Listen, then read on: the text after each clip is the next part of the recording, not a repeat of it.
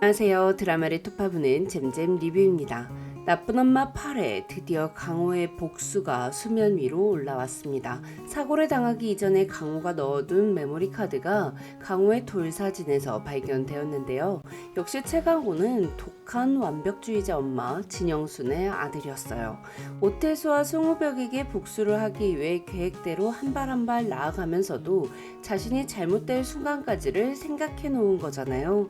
영순이 자신이 죽은 후 강호가 상주가 됐을 때를 대비해 연습시키는 거랑 너무 비슷하더라고요. 완벽주의자 엄마 밑에서 완벽주의자 아들이 나오는 거죠. 만약 영순이 강호 아빠가 왜 죽게 됐는지 진실을 알게 됐었다면 아마 그 복수는 더 장난 아니었을 것 같아요. 나쁜 엄마 8회 좋았던 장면이 많았지만 일단 액자 안에 들어있던 메모리 카드 이야기부터 짚고 넘어갈게요.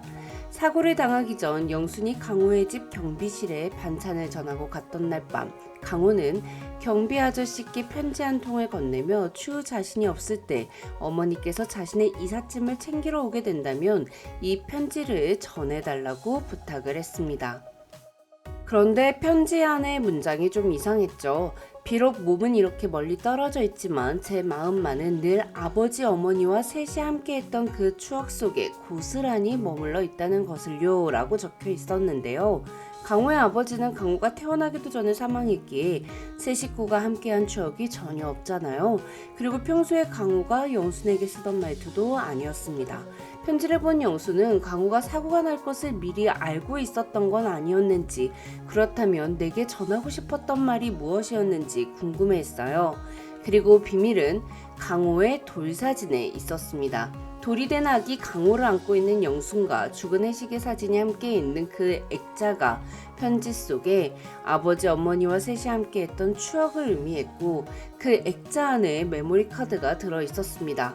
강호가 검사가 된 후 조울에 내려온 적이 한 번도 없다고 했었으니 입양 동의서에 서명을 받기 위해 조울에 내려왔던 날 오하영을 밖으로 나가게 하고 진영순 몰래 액자 안에 넣어두었었나 봐요. 송우벽이 법을 잘 아는 최강호가 입양 동의서 하나 사인받자고 엄마 보러 갔다고 이상하게 여겼었잖아요. 입양 동의서의 서명을 굳이 받지 않아도 처리할 수 있는 일인데 강호가 굳이 조우리에 내려왔었던 이유가 영순을 마지막으로 한 번 더 보고 싶기도 했었지만 자신이 사고를 당하거나 죽게 될 수도 있다는 것을 미리 알고 있었기에 그런 미래가 왔을 때 엄마에게 남기고 싶은 메시지를 액자 안에 넣어두기 위해서였다는 게 너무 완벽하더라고요. 거기다가 경비실 아저씨에게 전한 편지는 혹여 다른 사람 손에 넘어가도 아무런 의심을 사지 않도록 적었습니다. 영순만이 그 편지 내용이 이상하다는 걸 눈치챌 수 있도록 말이죠. SD카드에는 그동안 강호가 오태수와 송우벽에게 복수를 하기 위해 그들의 범죄 사실들을 기록해둔 자료가 보관되어 있지 않을까 싶습니다. 또한 오태수의 딸 오하영과 결혼을 하고 송우벽의 양자가 되려 했던 이유도 정리되어 있겠죠. 최강호가 영순에게 영상 편지를 남겨뒀을 수도 있고요. 또한 오태수 내연녀와 혼외자가 살아있는 위치도 SD카드에 남겨뒀을 것 같습니다. 강호가 사고가 나기 전 웨딩드레스를 피팅하던 오하영은 강호가 통화하는 걸 우연히 들었는데요. 애기옷을 따뜻하게 입혀라. 바닷바람 차다.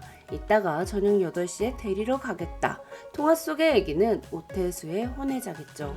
강호는 그들을 차에 태운 채 강에 빠뜨려 죽인 척했지만 살려두었고 자신만이 알고 있는 장소에 그들을 안전하게 숨겨두었을 겁니다. 오태수에게 복수를 하려는 강호가 대권을 노리는 오태수의 최대 약점인 내연녀와 혼외자를 직접 죽일 이유가 절대 없었죠. 약점은 끝까지 손에 쥐고 있고 죽이는 척만 하고 송우벽의 양자가 되면 그만이니까요. 그리고 그들이 있는 곳을 메모리 카드에 남겨두었을 것 같아요. 나쁜 엄마 9회 예고편을 보니 복수를 준비하며 미주와 헤어지던 강호의 서사가 샤라락 다 정리되더라고요. 그동안 잼잼 리뷰를 꾸준히 봐주셨다면 다 알고 계실 내용이라 간략하게만 언급하자면 2014년 11월 강호는 사법고시에 최종 합격했고 사법연수원에서 생활하는 동안 미주와도 행복한 시간을 보냅니다. 그리고 사법연수원에 강의를 하러 온 오태수와 2015년 10월 만나게 되죠. 이때만 해도 강호는 오태수를 진심으로 존경했습니다. 하지만 2016년 하반기 아버지 사건의 진실을 알게 되면서 강호는 복수를 결심해요. 그리고 검사 인간을 앞두고 2017년 2월부터 3월까지 미주를 만나지 않고 2017년 3월 19일 검사 임관식 전날 미주에게 이별을 통보하죠. 2017년 4월 3일 검사 업무를 시작한 강호는 2018년 10월 오하영에게 접근하고 2018년 10월 15일 에코백과 대추로 플러팅을 하고 연인 사이로 발전합니다.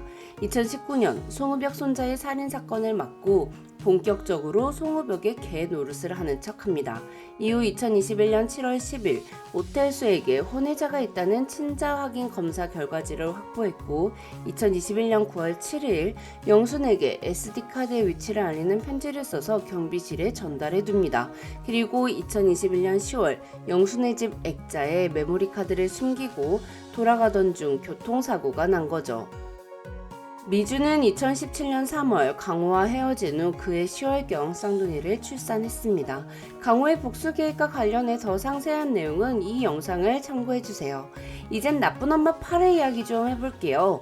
8회를 관통하는 단어는 노란 매니큐어와 보호자였습니다. 8회 첫 장면, 죽으려다 말고 강호가 두 발로 선 모습을 보자 영수는 바로 희망이 차올랐죠. 하지만 강호의 마음이 다쳤는데요. 노란 우산을 들고 미주가 나타나자 아이처럼 울어버리는 강호.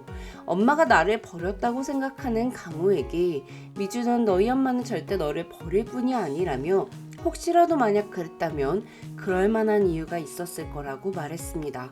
지금은 말해줄 수 없지만 언젠가 너도 이해하게 될 이유가 있을 거라고요. 강호가 미주에게 헤어지자고 했을 때 미주는 강호에게 독한 말을 했었지만 시간이 지나면서 강호가 그렇게 한 이유가 있었을 거라는 생각을 했었나 봐요. 나도 버려져 봤다라는 미주의 말이 너무 가슴 아프더라고요. 미주가 휠체어를 밀고 오느라 다친 강호 손가락에 다친 손가락이니 잊지 말고 관리를 잘하라며 노란 매니큐어를 발라준 건 꼭 다친 마음 위에 치유와 희망을 얹어준 것 같았습니다.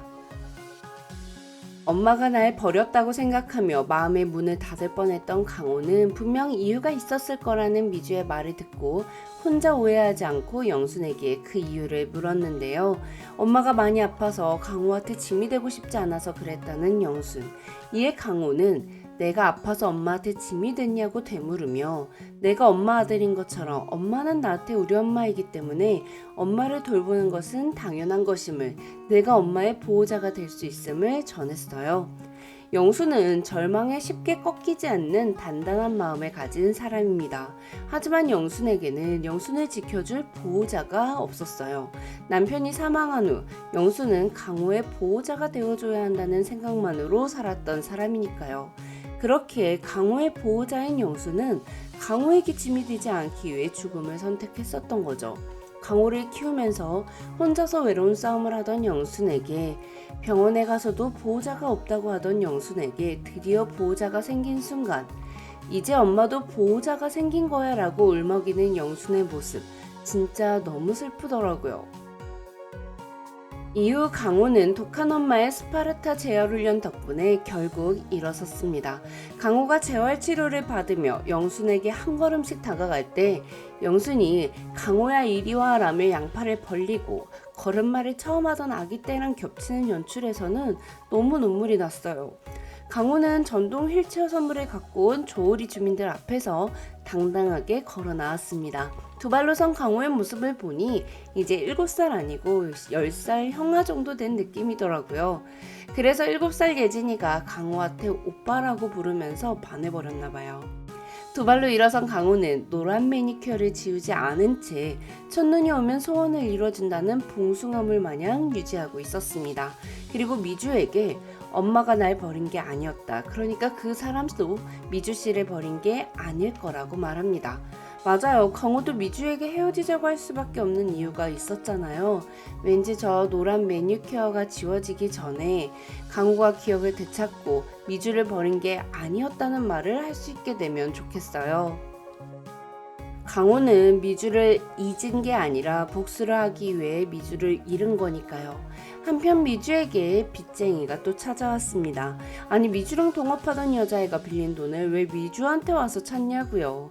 거기다가 그 돈 들고 튄 여자의 남자친구한테 쌍둥이들 아빠인 것처럼 통화까지 몇 번 부탁했었다니. 아니 우리 쌍둥이들 미국에서 아빠 온 줄 알았는데 눈길 한 번도 못 받고 다시 돌아갔으니 얼마나 속상하겠어요. 근데 속상할 새도 없이 예진이가 강호한테 반해버리는 사건이 생겼습니다. 휠체어에 앉아있을 때는 키가 비슷해서 그냥 강호였는데 일어나니까 키가 크다며 꼭 어른 같다며 왜 나 심쿵한 거냐고 말하는 예진이 너무 귀엽더라고요. 딸이 아빠한테 반한 거잖아요. 아빠가 첫사랑이 돼버린 예진이가 강호한테는 오빠라고 하고 삼식이한테는 아저씨라고 하는 온도 차이도 너무 웃겼어요. 서진이가 강호랑 목욕탕 같이 다녀온 후 강호가 아빠였으면 좋겠다고 계속 말하고 있고, 진영순도 강호랑 예진이 서진이가 사자랑 놀 때 저러고 있으니 한가족처럼 예쁘다고 했었잖아요.